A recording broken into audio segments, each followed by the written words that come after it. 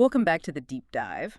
I have to be honest with you. When I first saw the source material for today's deep dive, I actually laughed out loud. You thought there was a mix-up, right? I really did. I thought there had been some mistake in the email chain because Yeah. usually you send me these really dense 40-page PDFs on geopolitical strategy. Or neurological research. Right, or some sprawling investigative journalism piece. Yeah. But today, I opened the file and I'm looking at what is essentially a scanned document. It is a bit crumpled, yes. It's crumpled. There are scribbles all over the margins, and the handwriting definitely belongs to a 12-year-old.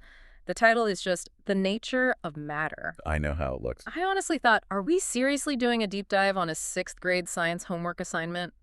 It really does look like that at first glance. Hmm. But stick with me here. What you are holding is a Mhm. document rooted in a Class 6 science curriculum. Yeah, Okay. it's a guide to the fundamental building blocks to the universe. Yeah. But it is annotated. Very heavily annotated. By a student named Aram. And I should mention for everyone listening, there are notes referencing his mother's teachings too. Exactly. And the reason I wanted us to tackle this today is because of a concept called the beginner's mind.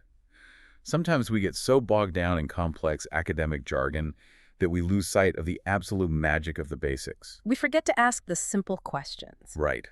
Aram is asking those simple questions, but his notes reveal that he is stumbling onto answers that are way, way above his pay grade. That's what actually pulled me in once I started reading. I was expecting the standard solids, liquids, and gases stuff, and suddenly I'm reading handwritten notes about neutron degenerate matter. And quark gluon plasma. Yes, it's this wild clash between color inside the lines for the test and wait, the universe is actually completely insane. That tension is exactly the sweet spot. We're going to deconstruct the physical world today. We're going to look at the elemental blueprint of reality. The matter, the atoms, the periodic table. But we are doing it through Aram's eyes. We're going to see where the textbook stops and where pure curiosity keeps going. So if you're listening and thinking, I passed 6th grade, I'm good. Trust me, you are not. Not even close. We are going to answer questions you probably stopped asking 20 years ago. Like, Yeah. Why is gold called all on the periodic table? Why does salt kill you if you eat its ingredients separately? And what actually happens when you crush an atom until it breaks? We are going to peel back all the layers of reality. Let's start at the very top then, the hierarchy of stuff. The document lays out a map of all matter, and it starts with a giant split. The big divide. Yeah, everything in the universe is divided strictly into either a pure substance or an impure substance. It's a binary choice. It is the first fork in the road of existence, really. Is this thing made of one distinct material, or is it a jumbled mess of different things? The source material puts impure substances into a box labeled mixtures. And it notes quite conveniently, actually, that this is a topic for a different chapter called separation of substances. Right, they just park it. So Aram has essentially drawn a line through the messy stuff, like the air, the ocean, your morning coffee, and said, not today. Not today. Today we focus on the pure branch. Which is where the real beauty lies anyway. In the pure branch, the document makes a critical distinction that I think a lot of adults get confused by. I agree. It divides pure substances into two categories, which are elements and compounds. Okay, help me out here. Because in my head, compound just sounds like a mixture. If I mix things together, isn't that a compound? No, and that is perhaps the single most important distinction in all of chemistry. A mixture is physical. A compound is chemical. Give me an analogy for that. Think of a sandwich versus a cake. If you make a sandwich, let's say ham, cheese, and lettuce, that is a mixture. Because I can take it apart? Exactly. You can take the ham out. You can scrape the cheese off. Yeah. The ingredients are sitting next to each other, touching, but they haven't changed their fundamental nature. The ham is still ham. That's the impure mixture. Right. Now think of a cake. You take flour, sugar, eggs, baking powder. You mix them, sure. But then you bake them. You add heat? You add energy. The bonds change. Once that cake comes out of the oven, you cannot extract the egg. You can't sift out the flour. It has become a new singular identity. That is a compound. So a compound is a pure substance because it acts like one single thing. Precisely. The source material defines a compound as a substance made up of two or more distinct kinds of atoms in a fixed ratio. Fixed ratio. That's the key phrase the text really highlights. It's the recipe. Nature is a very strict chef. It's not just add a pinch of hydrogen. It is exactly 2 hydrogens for every 1 oxygen. If you mess up that ratio, you don't get water. You might get hydrogen peroxide, which you definitely do not want to drink. The text lists H2O for water, NaCl for salt, and CO2 for carbon dioxide as the prime examples. Let's look at salt, NaCl. This is the absolute best example of why compounds are different from mixtures. Sodium, the Na part, is a soft silver metal. Soft enough to cut with a knife, right? Yes. And if you drop a chunk of pure sodium into a glass of water, it explodes. It violently tears the water apart. Okay, so sodium is basically a bomb. Basically. Now take chlorine, the Cl part. In its pure form, it's a yellow-green gas. It was actually used as a chemical weapon in World War I. It destroys lung tissue. It kills you, yes. So we have an explosive metal and a highly poisonous gas. Right. Now, if you just mix them in a bowl without bonding them, you just have a bowl of death. A physical mixture of death. But if you chemically bond them, if you lock them into that fixed ratio structure, they surrender their old identities completely. The explosion is gone and the poison is gone. Gone. You get sodium chloride, you get table salt, the exact same stuff you sprinkle on your fries. That is actually wild when you really stop to think about it. The salt isn't just sodium plus chlorine. It's almost like a hostage situation that turned into a perfect marriage. That's a fantastic way to put it. The chemical bond changes the property of the matter entirely. That's the magic of the pure substance branch. And then, of course, on the other side of that pure branch, we have the elements. The solo artists. The source defines them as substances made up of the same kind of atom, so O2, N2, H2. Right? Or in the case of O2, it's twins holding hands. But they are chemically uniform. If you break down a piece of pure gold, the smallest piece you can find is still gold. You can't break it into anything else. Exactly. It is the bedrock of reality. So that is our map. We have got the impure mixtures, which is the sandwich, the compounds, which is the cake, and the elements, which is the flour. Perfect summary. Now let's talk about what this stuff actually does. Because it doesn't just sit there, it shapeshifts. Phase changes, the choreography of matter. The text lays out the standard cycle we all learned in school. The interconversion of states of matter. Solid melts to liquid. Liquid evaporates to gas. Gas condensates to liquid. Liquid freezes to solid. It's the circle of life for an ice cube. It is. But it's really a story about energy. Think of atoms like people at a party. Okay, I'm tracking. In a solid, they're efficient. They're all holding hands, tightly standing in a rigid grid. They can wiggle a little bit, but they can't move around. So they're stuck in place. Right. Then you add heat, which is energy. The music starts playing, they let go of each other's hands and start moving around the room. They're still bumping into each other, but they're fluid. Exactly, that is a liquid. And gas. You turn the volume up to maximum, everyone starts sprinting, they are flying around the room, bouncing off the walls, completely independent of one another. That's a gas. But the text highlights two other moves that skip a step. Sublimation and deposition. The shortcuts. Sublimation is solid, turning directly into gas.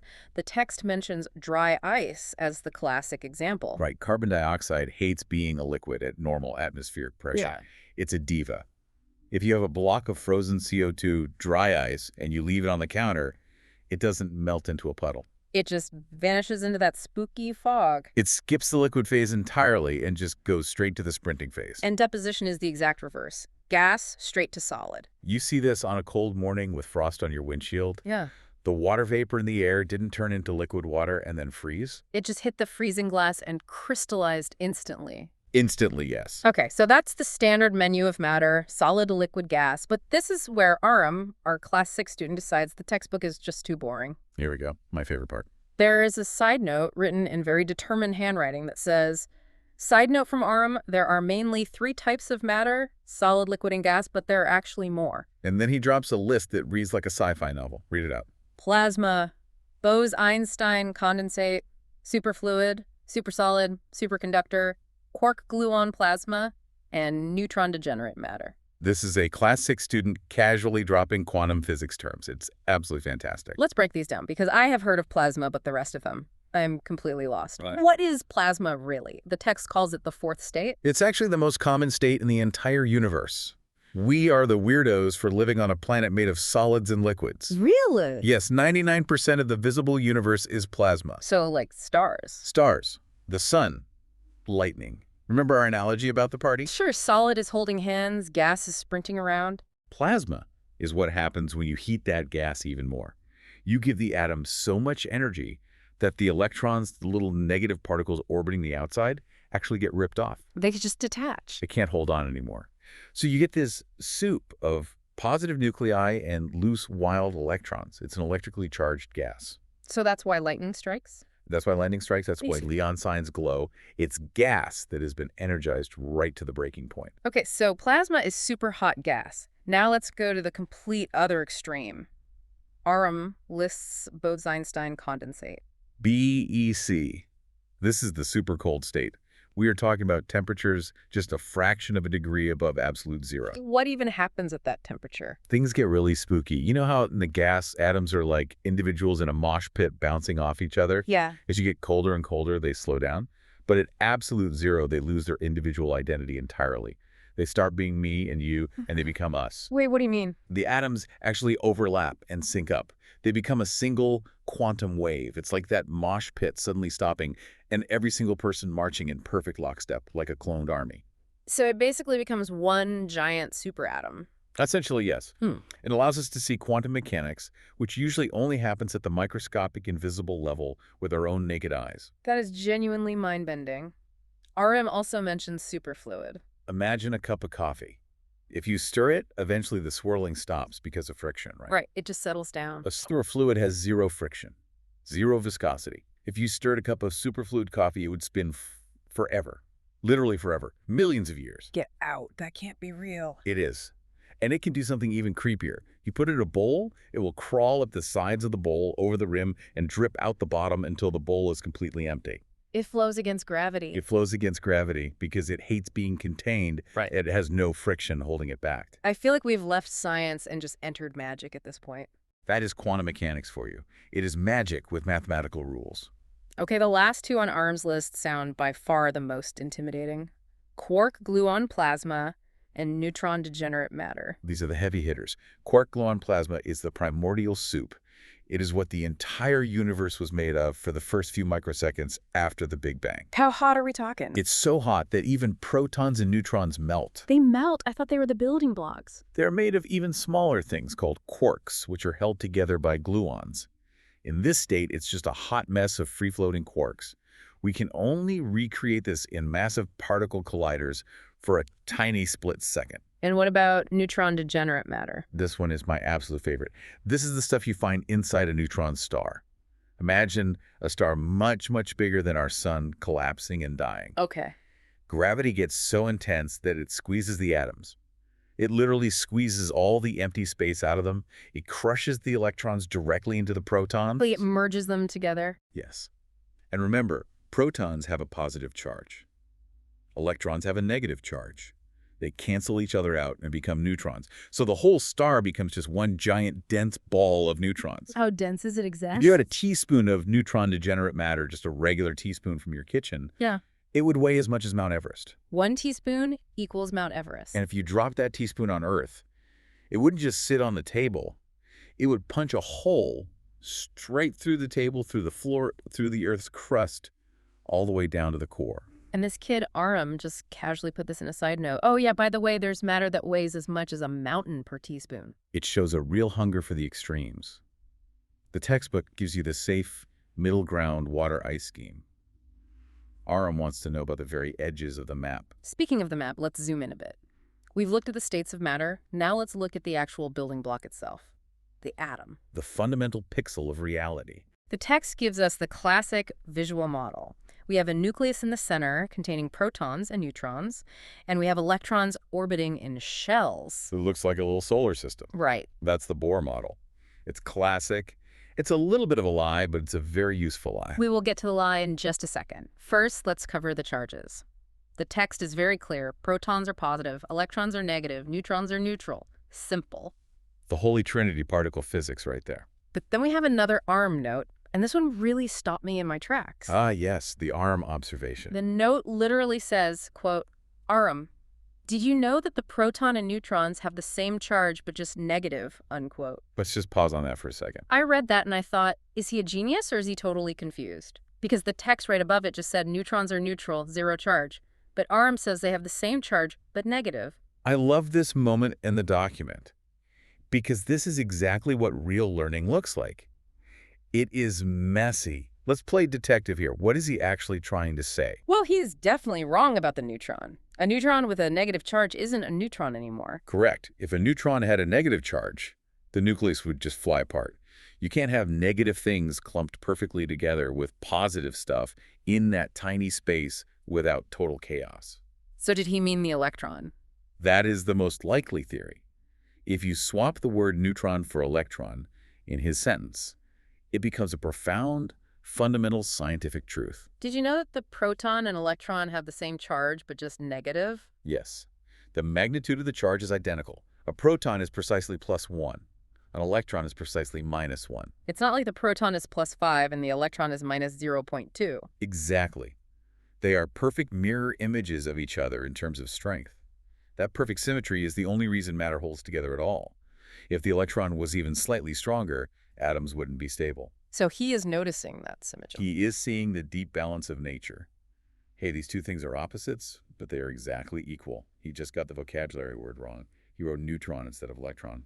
Which, let's be honest, they sound very similar, especially to a kid. It is a classic typo, Yeah. but the thought process behind it is incredibly deep. Let's assume it's the symmetry thing. Now back to the structure of the atom itself. You mentioned solar system model is a useful lie. And apparently Arm seems to know this too. He does. Yes, he adds another note. He writes, there are also subshells, which are called orbitals, like SPDF. See, this kid is dangerous. Yeah. He's already debunking the solar system model that the curriculum is trying to teach him. What exactly are SPDF? It sounds like a cheat code for a video game.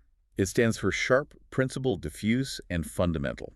Those are very old spectroscopic terms, but what they actually describe is shapes. Shapes of what? The orbits. Shapes of the electron cloud. See, electrons don't orbit like planets. They don't go in a nice, neat, two-dimensional circle. They don't. No, they move so fast and exist in such a quantum state that they are essentially everywhere at once within a certain region. Like a blur.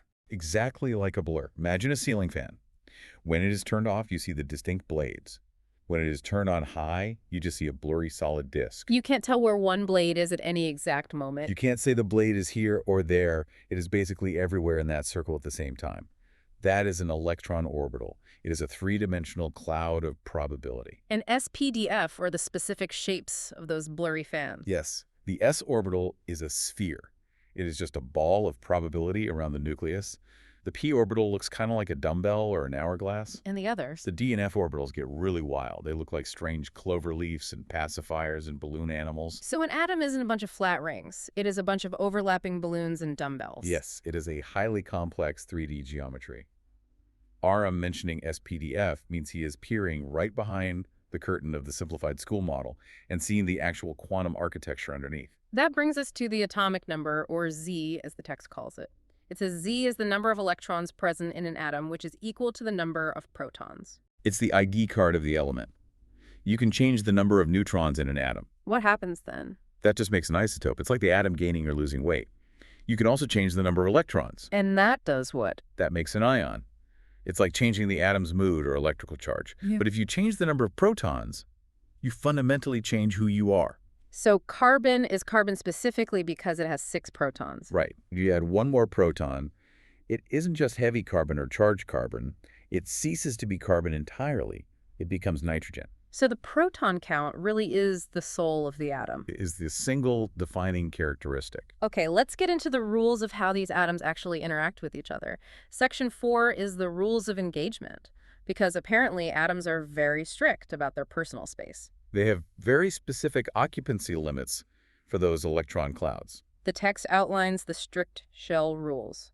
First shell cannot have more than 2 electrons. Second shell cannot have more than 8 electrons. And then written out in big, bold letters, MX arrow 8. Ah, the octet rule. This is literally the driving force of the entire chemical universe. Why 8? What is it about the number 8 that makes atoms go so crazy? It's all about stability. Yeah. Imagine an atom is like a person carrying a tall stack of books. If you have a full stack, which in this case is 8 books, you are perfectly balanced. They're stable. You are happy. You don't need help from anyone. Those are what we call the noble gases. They naturally have 8 electrons in their outer shell. They're completely chill. They don't react with anyone. Okay, that makes sense. But most atoms do not have 8. Oxygen, for example, has 6 in its outer shell. It is desperately trying to carry these books, but it feels incomplete. It is wobbling. It needs 2 more to feel safe. Exactly. So it looks around and it sees hydrogen. Hydrogen has one electron. Oxygen says, hey, come here. Grabs two hydrogen atoms, takes their electrons to share, and boom. Now oxygen has 8. It's happy, it's stable, and as a result, we get water, H2O. So chemistry is basically just atoms panicking because they don't have 8 electrons. That is 100% accurate. Okay. Every explosion, every rusted nail, every breath you take is just atoms desperately trying to get to 8.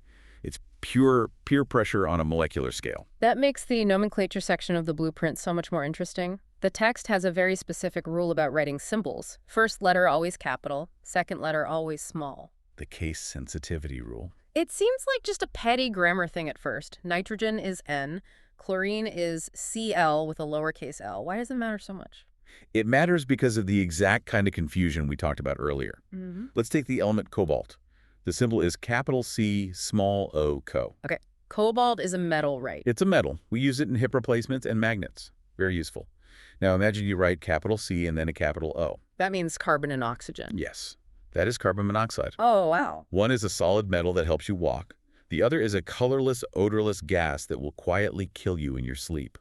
If a doctor writes a prescription for co-therapy and the pharmacist reads CO, we have a massive lethal problem. So the lowercase letter is actually a life or death distinction. The grammar of chemistry literally saves lives. The text also lists some specific chemical recipes or formulas. We talked about water H2O and sodium chloride NaCl, but my favorite one on the list is sodium bicarbonate, NaHCO3.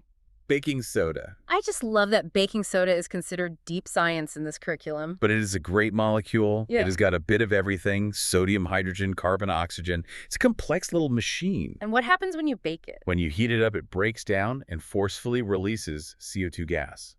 That is exactly why your cake rises. The fluffy bubbles in the cake are just carbon dioxide escaping from that shattered molecule. It's quite literally chemistry in the kitchen. All cooking is just chemistry. We just get to eat the results of the experiments. All right, we have arrived at the final section of the blueprint.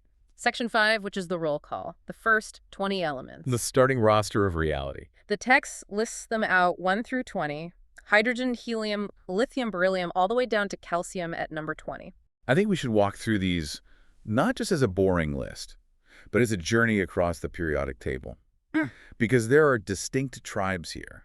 Let's do it. We start with numbers 1 and 2, hydrogen and helium. The primordials. These were the elements created in the Big Bang. Hydrogen is the fuel of stars. It's explosive. It's eager. And helium. Helium is the noble gas.